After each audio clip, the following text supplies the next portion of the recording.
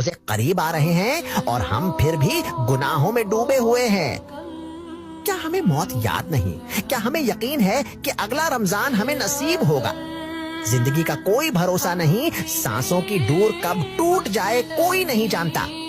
आज भी वक्त है कि हम अपने दिल को झंझोड़ दें, सच्ची तौबा करें और अल्लाह की तरफ पलट आएं।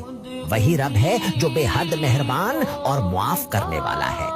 रमजान सिर्फ भूख और प्यास का नाम नहीं, ये अपने नफ्स को बदलने, गुनाहों को छोड़ने और रब के करीब होने का महीना है।